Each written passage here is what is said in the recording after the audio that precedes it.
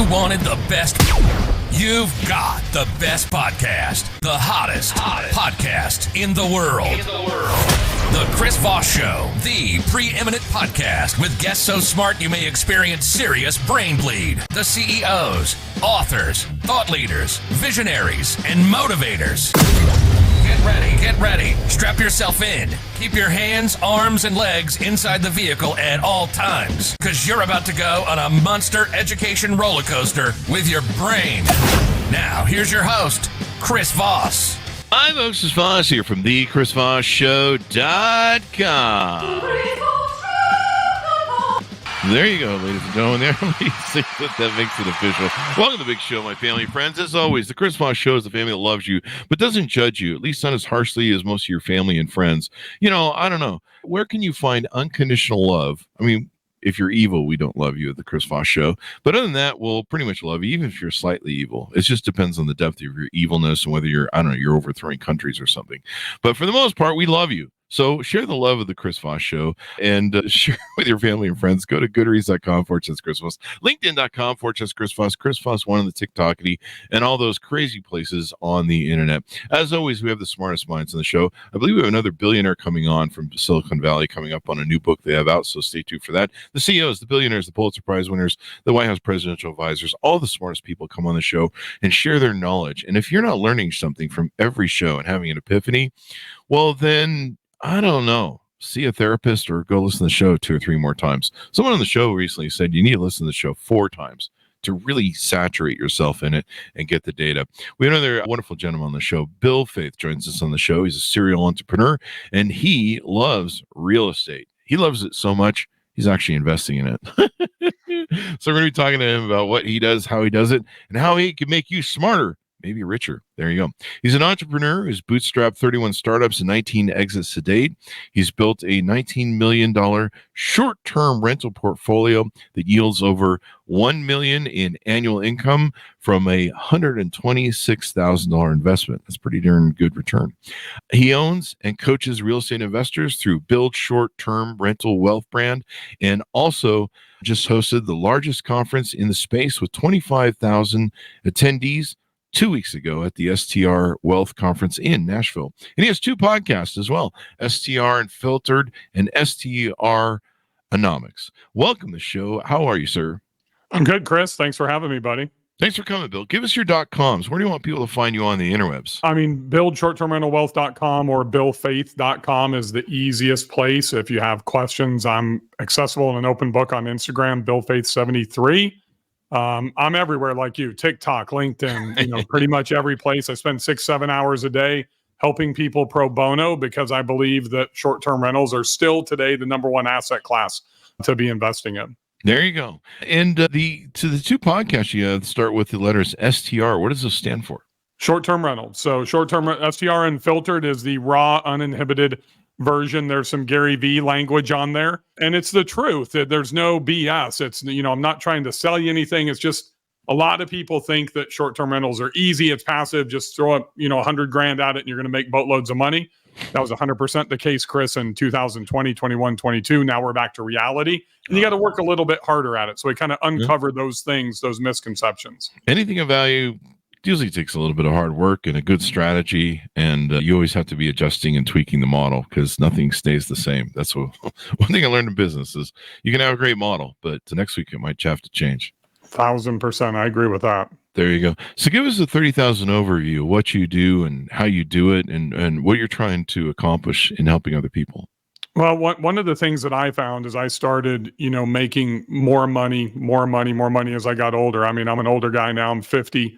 I started my entrepreneur journey literally in high school selling T-shirts out of the back of my mom's 84 Tempo. Then I played professional golf for a little bit and, kind of got into the real world of business. And what I found is the biggest problem was taxes. And that's how I kind of got lured into the short-term rental space. There's a thing called the short-term rental loophole that we don't get with long-term rentals if we're, renting out a house we used to live in or apartments or whatever. So the tax advantages are significantly higher than other real estate investments, which real estate's great and land is great anyways. So as I started moving towards that 7-figure mark, and then when I eclipsed that, I knew I really had to get leveraged into it. Then when I dove into it, I live in Nashville, and from 2013 to 2012, 2013, all the way through 18, it was the number one short-term rental or Airbnb market in the country. I never invested here because the regulation was so crazy and wonky. It was changing every week at almost every city council meeting. But what I found out is I had a couple of condos, long-term rents, like what most people do in downtown, and I could do 7x in short-term rentals what I could do in the long-term rent. Wow. And that's really what opened my eyes to, hey, maybe I should redeploy into this new asset class. And we thought we might have a 3, 4, 5 year run. It's been over a decade now, and it's not going anywhere. As long as you're investing into markets that have sound historical regulation, and you're not investing into urban areas to where it's changing, like what's happened in Manhattan, Dallas, Honolulu, every city in California, those types of places. So you got to be a little bit careful, but once you find a spot, it's extremely lucrative. There you go. Now, would short-term rentals be basically Airbnb, or there be some variations of that? So most people refer to short-term rentals as Airbnb, just like Kleenex or Uber or whatever, so it becomes a brand. In regards to the booking platforms, I'm on Airbnb, I'm on Vrbo, TripAdvisor, I do direct bookings, all that type of stuff. But I invest in very specific markets. I stay away from the urban areas. I'm investing into specifically drive-in vacation rental markets. Oh. So I stay away from the Honolulus, the Hawaiis. I stay away from Alaska. I stay away from even Miami, which is a pretty big fly-in market. Puerto Rico's, Cabo. I'm investing into places like Gulf Shores, Western North Carolina, Banner Elk. And there's going to be a theme here, Chris. Cave Creek, Arizona, Smith Lake, Alabama, Whitefish, Montana. So kind of just to take a step back, well, why are you investing into those locations? Because I'm in Whitefish instead of Big Sky. I'm in Western North Carolina, Banner Elk, North Carolina, in between 2 ski resorts instead of Gatlinburg, Pigeon Forge, the Smokies. I went to Gulf Shores as opposed to Destin, Cave Creek as opposed to Scottsdale. So I invest into secondary and tertiary markets. One, because the entry price on the front end is anywhere from 20 to 50% lower, and I can generate the same revenue. And I get the same tax benefits, right? So why would I want to go into those saturated markets that people have inflated the pricing on the front end? So I'm looking at the best deal. The same adage as everybody talks about in real estate. You make or break your deal on the entry when you're buying the property. Sounds like, when you're setting up a business in retail, location, the rule of, watching what your entry point is. Because I've seen that where people buy stupid stuff. I saw that in 2008 where people would buy properties. I had one friend, he bought 6 properties at $2,500 a month, cost to him on a negative M loan too. And he hadn't done the research, even after going to 5 or 6 real estate conferences, that $1,400 was the max the market would pay for what he had signed up for. And that was, of course, the 2008 crazies, but a good example. Let's see. Nina, thanks. Love it. Thanks for sharing your knowledge, Chris Voss. We certainly love it. Thanks for LinkedIn Live over there. So, Bill, give us a little bit about data on you. How did you grow up? How did you get into real estate? What was some of your upbringing? Were you always an entrepreneurial spirit? Did you have entrepreneurs in the family, et cetera, et cetera? So I didn't have a father growing up. I got introduced to golf through the Big Brother program. Grew up in Bakersfield, California. Mom was a teacher. Grandparents on her side were a teacher. Don't know my father.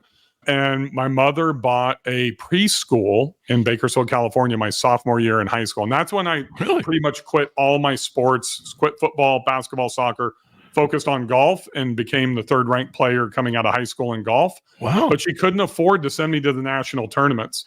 So we met a guy, ironically, playing a golf tournament in Los Angeles named Jay Jacoby. He was a t-shirt manufacturer. He gave me 20 shirts. I went back home. I didn't like him. I was a Lakers fan. I got all these Jordan and Bird and Karl Malone and Elijah. I don't want these fucking t-shirts. So I sold them for $25 a pop. My mom's like, hey, you need to repay Mr. Jacoby when we see him in another tournament. And long story short, he said, come to my house, gave me 100, and I started selling t-shirts out of my mom's 84 Tempo. Had 2 friends helping me do that. And that's what funded me to go play what was called the AJGA Tour, which was like the PGA Tour for junior golf. And, I won my first tournament and got recruited, went to UCLA on a full ride, dropped out after 3 months. Wow. And my parents and grandparents being in education, they didn't disown me, but they said, hey, if you're going to do that stupid move, you're going to take care of yourself. So why'd you drop out? What's that? Why'd you drop out after 3 months? I didn't like the coach. We had no practice facilities. I don't want to say I was forced to go there. I had full ride offers to every university in the country. Mm-hmm. That's where my family wanted me to go for the education. I wanted to go to Stanford. It was actually, I couldn't get into Stanford, Chris. I'm not very smart. I mean, I'm a high school college dropout. I couldn't get literally 1150 on my SAT, or it would have been Tiger Woods, Nota Begay, Casey Martin, Bill Faeth at Stanford. Wow. And I was the only one that wasn't smart enough to be able to get in. So next option was to go to UCLA. Or I think back in those days, you had to buy the college to get in, didn't you? Yeah. I mean, I'll tell you what, Stanford was so hard. I was a third-ranked player in the world, and I couldn't get in, and I had a 1070 or 1080 Holy SAT. crap. And, I could get in almost every place else. I mean, I wasn't looking at Ivy League schools, but from West Point, UCLA, USC, you name it. Mm-hmm. And it kind of sucked. And so I kind of had this chip on my shoulder because I wanted to go with my friends. I grew up playing golf, traveling with Tiger and Note and all these guys. Really? Wow. And, I had to go to UCLA. So I just didn't like the experience. I didn't like LA. I didn't like being in the hustle and bustle. We couldn't practice any place. So I said, F it. I'm going to quit and go back to Bakersfield and I'm going to turn professional. And I think we all, Chris, have these, I think everybody, regardless of where you were brought up, wealthy, poor, hood, Beverly Hills, whatever, there's like a handful of opportunities that are put in front of us. And most of us don't see them. And if we see them, we can grasp onto them. And luckily, I had already built a network as a teenager of playing golf and getting good. There was a guy named Buck Owens in Bakersfield, California. He's Hee-Haw, the legend of country music. And he gave me $25,000 to go play professional golf. Wow. And he's no strings attached. All my friends were selling shares in themselves to be able to go out there at that time. Yeah. And I was able to parlay that. I'll never forget. I made like $380,000 as a 19-year-old college dropout my first year, playing around the country, the TC Jordan Tour, the Hooters Tour. I went to South America, went to Asia, and I came back. And Jeff Stewart, who ended up being my best man at my wedding, said, dude, I know what you're going to do with this money. You're going to go to Vegas. You're going to party with your friend. You're going to blow it on playing craps and blackjack. So I bought a duplex. And he said, why don't we buy a piece of real estate? And I didn't know shit from shit at that point. Wow. So literally, I bought a duplex. I held it for like 17 years before I sold it. It was crazy. And that was kind of my first foray into real estate. And I mean, as I've gone through all my startups, you talk about retail. I mean, we had 178 glow-in-the-dark miniature golf courses in shopping malls. I had a $34 million glow golf business, started the industry. Wow. It was even more, and probably the most important thing I ever did with that kind of small mom and pop family entertainment center. It wasn't just the shopping mall and like the gross sales per square foot in the traffic. It was the location in the mall. Because you could go to an end of a mall where a Sears was and it's dead. Nobody goes down there. Yeah. But then you got Apple or IKEA or whatever on the other side or another wing, and that's where all the traffic would migrate to.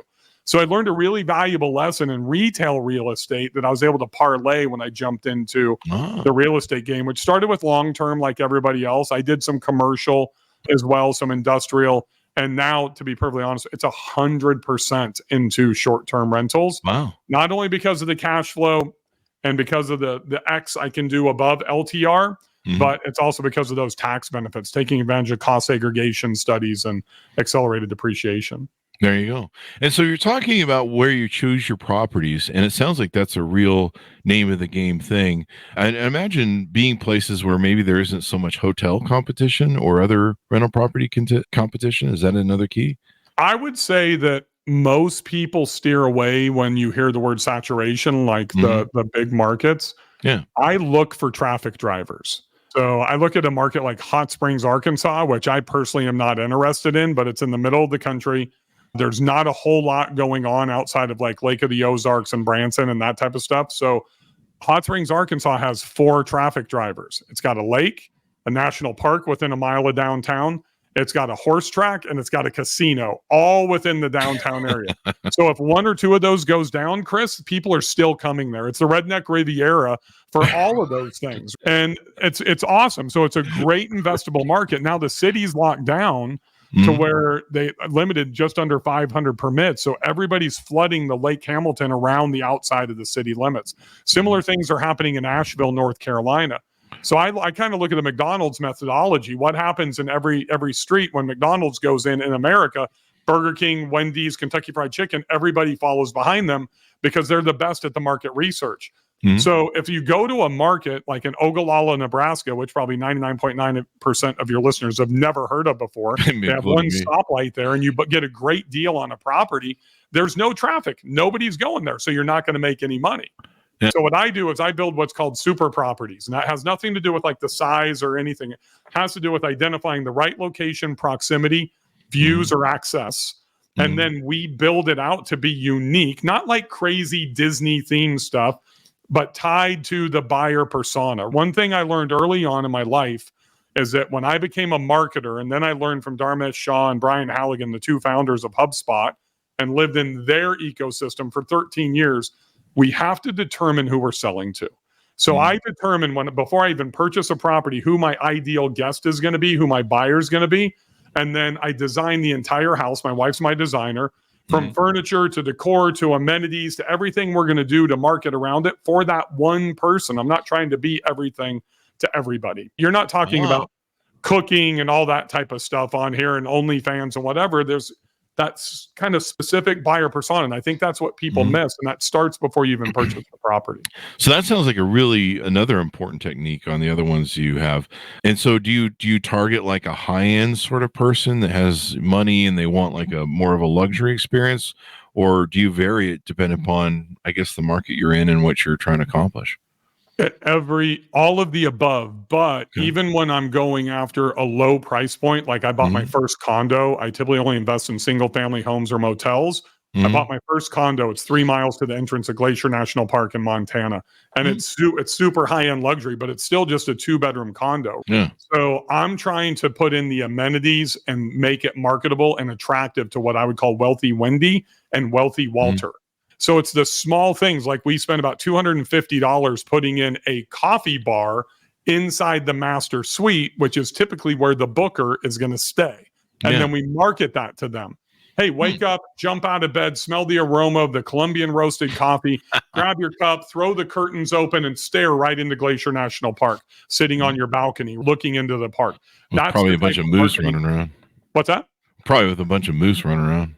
There's moose, there's bear, there's all that cool stuff. But that's creates the marketing opportunity. So one thing that I've looked at and I've learned in all of my startups, even if you put short-term rentals aside, from the glow-in-the-dark miniature golf business, I was drop shipping Brazilian bikinis when I was playing the South American PGA Tour in AOL chat rooms and on Netscape in the early 90s. I had 6 restaurants in California. It's finding the marketing opportunities, right? So if I can find a way to position and market my business and I have a good product or service, it doesn't even have to be the most exceptional. All the Android people will debate that their phone is better than Apple. And I say, I don't give a shit. Steve Jobs figured out how to brand it and market it better than Android did. Yeah. That's why they're bigger.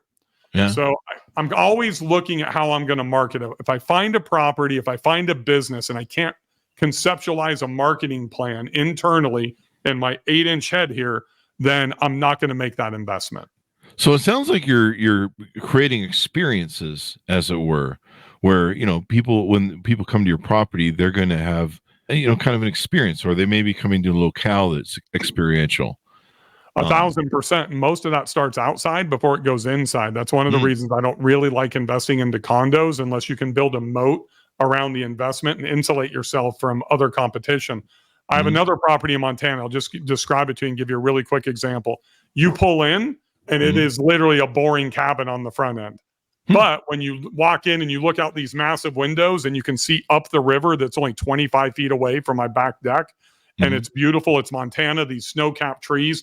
Then there's a lake 100 yards. You can see the lake, and then you see the Canadian Rockies literally in Canada on the other side of the lake.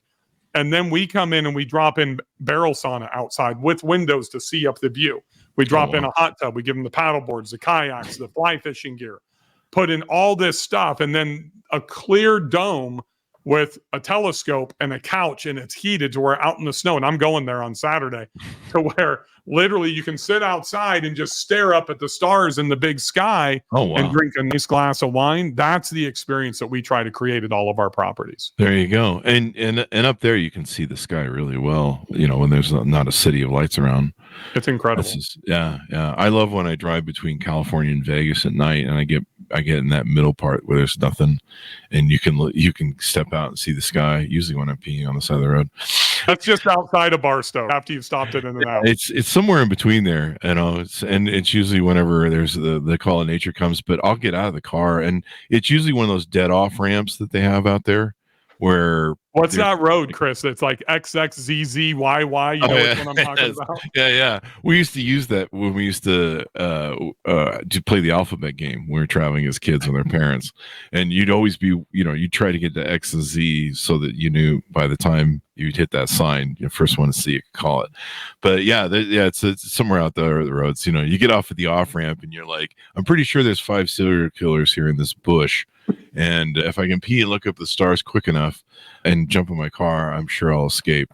But right. And I've gotten away with it so far. But I'm not very capturable either. Like, no one wants me. I'm not good looking enough, evidently. But I got rejected by my Catholic priest too when I was young, and I guess what can you say? I wasn't the cutest boy in the room. Anyway, jokes aside. So is that the full definition of a super property then, or is there anything we're missing in that term? The definition of a super property is maxing out your return on investment. So we measure in a couple of different ways: cash on cash return based on how much cash you're going to put into a property, internal rate of return. Right. So it's one of the reasons how I've been able to build a portfolio that generates $2.4 million a year in revenue and net over $1 million with only 13 properties. Yeah. Because I have this program. It's called the 550-250 plan. Okay. One investment, 5 years, 5 properties, netting $50,000 a year. It's that simple. That's how you get to $250,000 a year in net income. One of the fundamental mistakes that people make when they invest into real estate is they're banking on the appreciation, and like 47% of people are taking out interest-only loans. So they're not doing debt pay down. So if you look at a couple of factors in the short-term rental space, you get tremendous tax benefits, cost segregation studies, Augusta rules, all this stuff that happens. But if you pay down your debt and then you leverage your cash flow, right? It's what I did when I started. I spent $126,000 on my first property. And I made a really bad mistake when I was a newbie in my second property and lost $125,000. Oh, so I had to recover from that. It set me back almost 2 years. And because I wasn't, a rich, hedge fund guy when I started by any means. So, but then I figured everything out. And if I can literally start with that one investment, which is what we did, we had to wait for cash flow out of that one property before we could buy the second one again. And then now we have $50,000 from each property. So within a year, I'm buying number 3. When I get to the end of year 3, even in the way the market has been the last 2.5 years, appreciation is good enough in these markets that I'm investing in. And I teach people how to invest in to where they can reposition property number 1 if they're paying down their equity, their debt. So now they've gained equity, and we do what's called a cash on equity audit. And if you're making $20,000 a year net, and you have $200,000 in equity in your property, that's 10 years to get there. That is 100% sell. And then reposition that $200,000 into 1 or 2 investments. You can even split it at that point. So I basically followed that exact formula and just stacked that 3 times to get to where I'm at today. And I got 31,000 students that I've taught how to do it as well. There you go. So that net is exclusionary to the depreciation, right? If you're getting in addition to that, right? That is correct. 100%. Wow. So there you go. Yeah. And when you have good income, you need something to write the hell off. Well, I mean, you look at these guys like, let's just use former President Trump or, Bezos, who owns a ton of land. Ted Turner, the largest landowner in the United States. There's a reason they're not paying still alive? tax.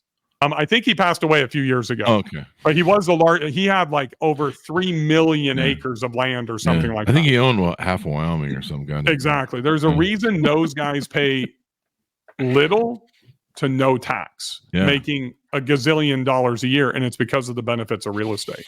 I need to do more of that. Of course, I bury a lot of stuff in business, but I need to do more of that because I don't have any kids, so I don't have those sweet exemptions everyone has. Although evidently, if I move to Alabama and get a 12-pack of eggs in my fridge, I can now take exemptions. So that's another thing for that matter. So talk to us about what you're doing for people, what offerings you have. I'm looking at your website. You've got multiple websites, of course. Tell about some of the offerings you have on your website, How can people work with you, onboard you? How are you trying to help them, et cetera, et cetera? Yeah, I mean, the first thing I would tell everybody, if you're interested in this at all, is check out my Build Short-Term Rental Wealth Facebook group. There's over 30,000 people in that group. As soon as I get done with you, Chris, we have a Marketing Mondays. We teach in it every single week. There you go. I actually just joined it while we were talking. So nice. Thank you. Yeah, I've got an Inner Circle program. I've got everything. I coach for free. I'm getting ready to go on a global tour. I'm going to 15 cities across the US and Europe this summer to do one-day boot camps, everywhere from LA to, Zurich, Switzerland. But really, if you're just getting started, I've got a program called the Inner Circle program. I've got my 5 most successful mastermind students behind that. It's a year-long kind of group, and we take people. The curriculum is specifically for 0 to 5 properties. You're just getting in. We teach you on the underwriting process. We give you the performas to be able to do it. All the tools that you need to be able to be successful and not make the mistakes that I made and other people make in the early stages. But I mean, like most people, Chris, we've got programs that are free to $67 a month, all the way up to $25,000 and $50,000 a year for the advanced investors. And they can see all that at buildshorttermrentalwealth.com. There you go. What motivates you to want to help other people and share your wealth and knowledge and try and get people going next level? I think it goes back to, one, my mother being a single mother. I'm an only child, my grandparents, but probably a guy named Chris, actually, who was my big brother through the Big Brothers Big Sisters program when he introduced me to golf. Oh, wow. And that fundamentally, when I was 12 years old, it changed my life. Not only with him introducing me to a game that gave me a competitive advantage in everything that I've done in my adult life because I excelled at it, the doors that it opened, the access, but also the disciplines that I learned, the self-motivation, the discipline, because you don't have coaches, you don't have teammates to push you. Right? A lot of independence, happens going through a sport like that. And I think that's really what shaped my life, and I'll never forget that. That's why I'm a big supporter of Big Brothers Big Sisters today. There you go. It's good to have. And then you had some people help you along the way. The guy gave you, was it 25 grand? Yeah, Buck Owens. I've been fortunate to have 4 or 5 really significant mentors in my life. Reg Booth was my business. He was the 3rd franchisee into Pizza Hut back in the day. And he was my business partner, and I was the sweat equity, and he's the one that turned me into a millionaire through our Glow Golf business. A guy, John Bairden, who taught me a life plan, which birthed my success planner and kind of took me in 2015 from doing all the startups and chasing money, to getting 100% aligned with my spouse and architecting what I wanted my outcome to be. And, since 2015, I've literally 19x'd, my net worth and my income since then, because of that intentionality of the outcome, being able to distill that down to more sound daily decisions. There you go. And now you're helping people, you're paying it forward, paying it back, all that good stuff that people are successful do. Is there a minimum net worth or income that people need to have to start working with you at any level? You actually don't need $1. So I own a lot, like you said, in the portfolio, $19 million worth of real estate, but I also co-host, right? And co-hosting means that you can start with $0. Oh, really? It costs nothing, to where you can identify properties that are underperforming and then learn how to, basically I'll teach you how to do this with no investment. So if you don't have $100,000 to get started, it's okay. You basically start by hosting for somebody else, and you do the marketing and guest communication and the revenue management for them. You got to learn those skills. But there's a lot of properties that are out there that are underperforming. Probably close to 80% of the properties that are out there are the kind of set it and forget it mentality, especially because so many people got in during the gold rush, 2020 through 2022. And those are the ones that need help today. Yeah, I see a lot of those people complaining that don't have the format that you have. And now I realize why they're complaining.